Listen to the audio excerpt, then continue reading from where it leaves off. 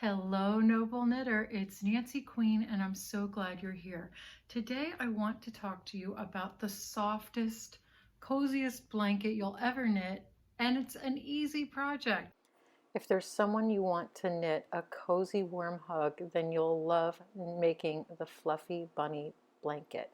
Even my puppy wants this blanket. She climbed under it while I was knitting it, and then sometimes when I would turn my work, she would lay down right on it while I was knitting.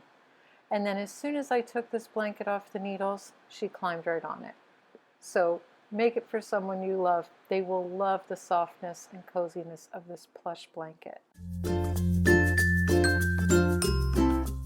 Don't forget to subscribe to this channel and click the bell to get notified every time I post.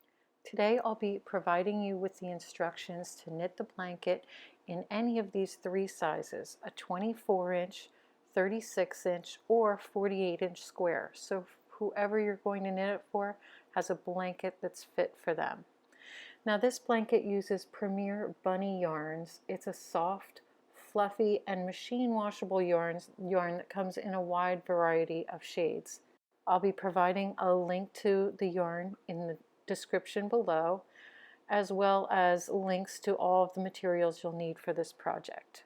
If you're knitting the size small blanket, you'll need 2 skeins of bunny yarn. If you're knitting the medium size blanket, you'll need 3 skeins. And for the large blanket, you'll need 6 skeins of bunny yarn. We'll start this project by making a slip knot. I wrap the yarn around my finger 2 times and then pull the first stitch over. I wrap it again and pull the next stitch over. There's my slip knot. Make sure to leave a 4 to 6 inch tail on your slip knot so that you can weave it in at the end of your project. Now I'm going to show you how to cast on using the loop or thumb cast on method. I'm going to put my thumb under the tail that's attached to the yarn ball, the long strand, and then I'm going to twist my thumb over so it makes a loop and then slip the loop onto the needle. I'll do it again. Under. See, if I were to do it, I'd just make this twist like that and slip it on the needle. You could also use your finger and twist it and put it on. Make it like a gun, and you just flip your finger over and slip that stitch onto the needle. Now take a look at your cast on stitches so far. If you look between the fluff, you'll see a core that all of the fluff is built on, and that is what your stitches are. So look beyond the fluffy part and count the core of the bunny yarn. Now let's keep casting on. And how many stitches should you cast on? Let's take a look at this chart. For the small blanket, you'll be casting on 36 stitches. Cast on 54 stitches for the medium and 72 stitches for the large. When you've finished casting on, do a quick double check to make sure you've cast on the right number of stitches, then turn your work and get ready to start knitting. This entire blanket is going to be knit using the knit stitch. So I'm going to insert the needle into the stitch, wrap the yarn around, bring up a new stitch, and take the old stitch off the other needle. Wrap the yarn around, bring up a stitch, and slide the old stitch off the needle. And I'm just going to keep repeating that all the way across the row. Now the first row has that loop cast on, so it's a little finicky, but once you get past that first row, the knitting, I promise you, gets much, much better. So we're just going to keep inserting the needle into the next stitch, wrap the yarn around, bring up the new stitch, and slide the old stitch off the needle.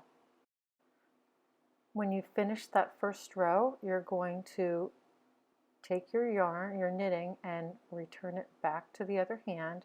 And take that tail, we've come back to that tail, make sure that that is out of the way so you're not knitting that by accident. You always want to knit the yarn that's attached to the yarn ball.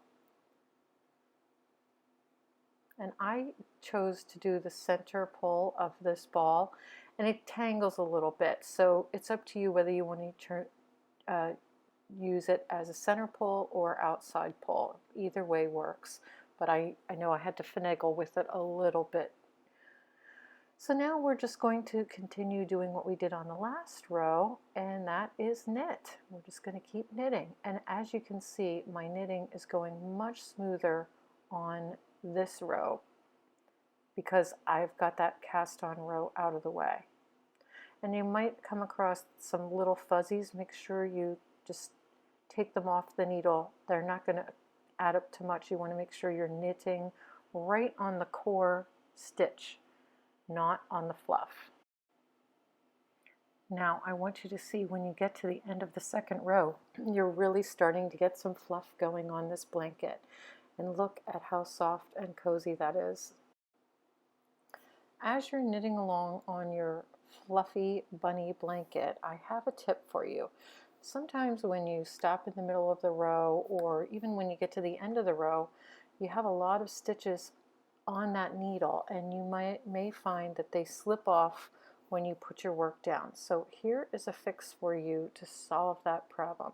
Use a stitch stopper. These are rubbery points that go on the end of your needle, and it'll keep your stitches from sliding off. They're a very handy tool, and I will be sure to provide a link to them in the description below so that you can keep your stitches safe and secure. So you've been happily knitting away, and now you're almost out of yarn. So what do? Well, it's time to join a new skein. You always want to leave at least a 4 to 6 inch tail at either with both the old skein and the new skein so that you can weave in the yarn ends later. And now we're just going to pick up the new skein and add it on top of the old skein. Let me show you what I mean by that.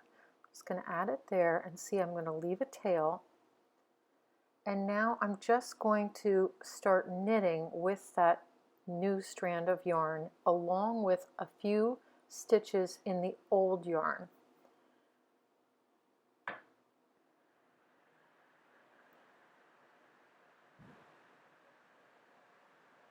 So I'm going to knit it exactly the same way, but you can see the yarn that I'm wrapping around is actually 2 strands. I'll pull up the stitch, slide the old stitch off, and I'm going to do this for 4 or 5 stitches so that yarn is secure. Then I'll drop the old yarn and I will just be knitting with the new yarn.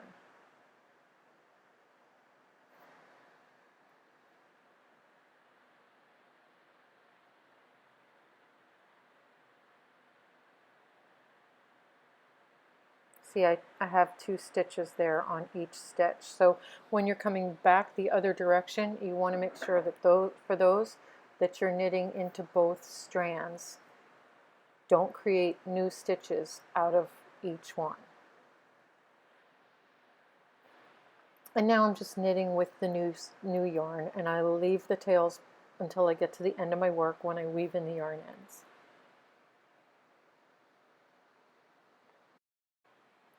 So when your project measures 24, 36, or 48 inches, that's time to bind off.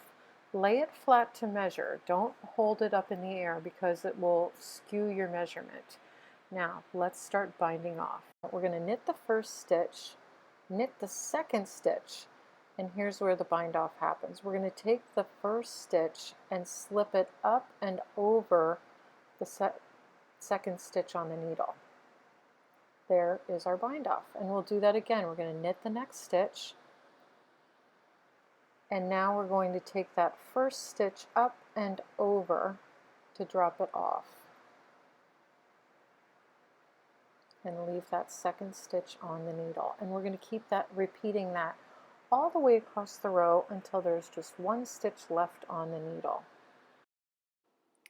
Now we are down to the last stitch on our needle.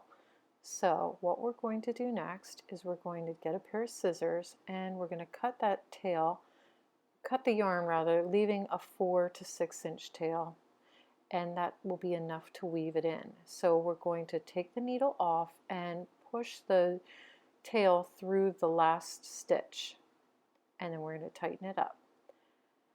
Now don't just cut that tail, we're going to weave that in so that it's invisible and that it won't come undone.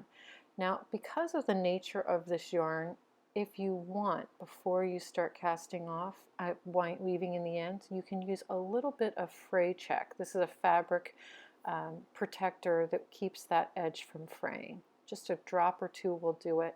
Now, using my yarn needle, I'm going to thread that yarn tail, and I'm just going to start weaving it into the project, making sure it's secure.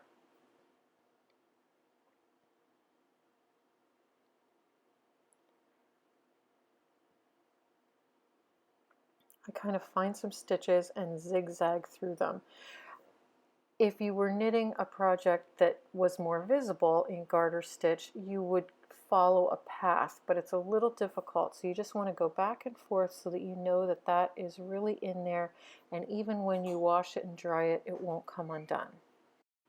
I'm going to be repeating this technique for all of the yarn ends where I've joined yarn and the other end that we use to cast on.